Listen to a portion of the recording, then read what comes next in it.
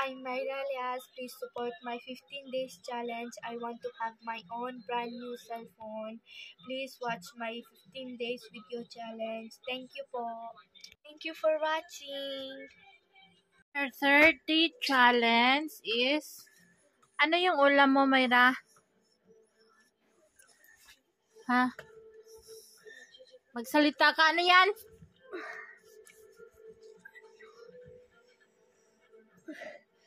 Chicken. Walang bibig. Chicken salad.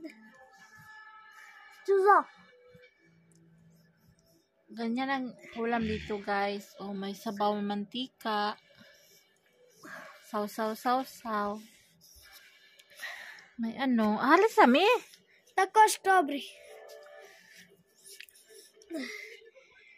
Mayra. Mayra. Chapati. Strawberry. Kumain ka na ng roti? Curry.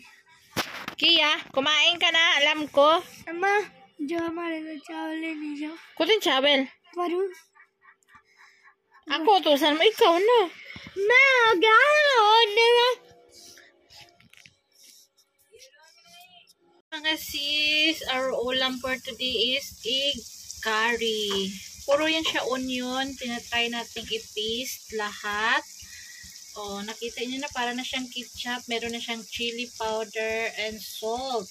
Ito naman yung ating eggs nga. 2, 4, 6, 8, 10, 12. 1 dozen na eggs. Tapos, ito. Good for, ano na to siya, mga 2 days. Pagluluto ako, good for 2 to 3 days, mga sis, kasi ang gas is napaka, mabilis maubos kasi nilalata talaga yung sibuyas. Talagang lagyan mo siya ng kunting tubig para magiging paste yan siya. Kunti-kunting tubig, ayan, makikita mo paste na ating onion. Pag nilalagay yan sa itlog, hindi na makikita yan kasi mga bata di kumakain ng lalagay na natin yung eggs.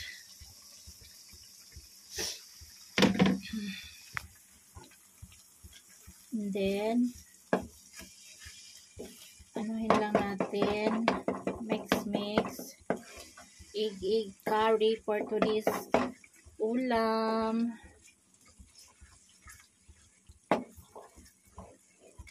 So ganyan lang yan, guys. I-paste nyo na muna ang onion with salt and chili powder. So yan, huwag yung tigilan sa pag-ukay. Hanggang sa magbuo-buo yan siya. Maanghang ito, Pakistan style. Gustong-gusto ni Myra yung ganito maanghang. So, wala na kayo makikita ng mga sibuyas kasi na-paste na siya. So, habang continuous yung fire, continuous yung ating mikos.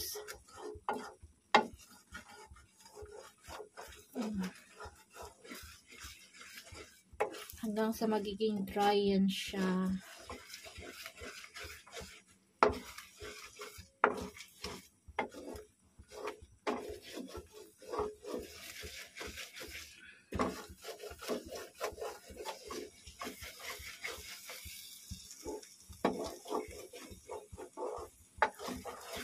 One dozen na eggs.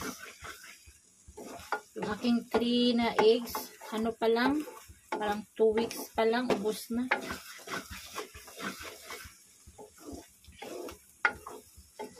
Kasi alam niyo mga sis, ako mahilig ako sa fried egg with rice pag walang ulam. Yung mga bata din, chapati tsaka itlog. Ang madali-dali dito sa bukid is itlog lang talaga. Malayo sa kapag nagkikrave ka ng mga tinapay, naku, wala dito. Mayroon dito pero amoy amoy kupas. Yan na guys siya ang forma. Nagbuo-buo na siya.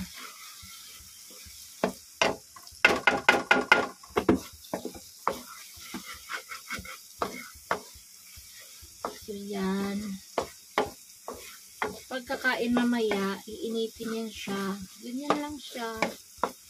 Isang araw lang to. Hindi to kasya ng 2 araw.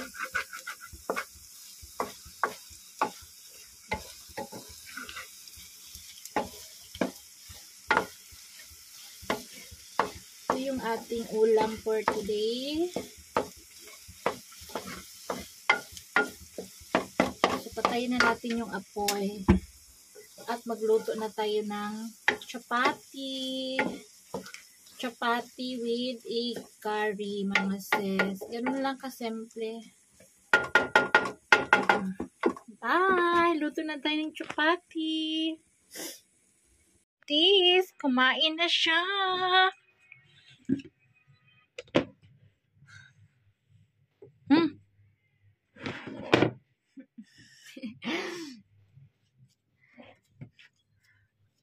The 5th day of Myra's 15th challenge for her birthday gift. A brand new cellphone. Ito yung babasahin niya. Ang title is The Mountaineering.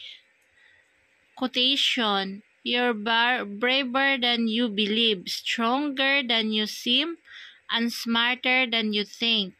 By Christopher Robert. Student learning outcomes. Ito yung babasahin niya papunta dito sa baba. So, ready? 1, 2, 3. Sige. Harap dito!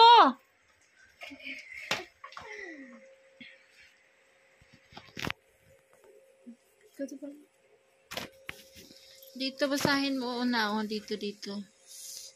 Students' Lakasan mo. learning outcomes. After completing this unit, the students will be able to develop the ability Itaas to mo pose kunti yung volume mo. rhetorical questions for a range of audiences.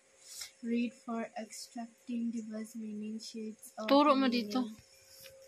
Comment on implied meaning, e.g. writers' viewpoint, relationships between characters, etc.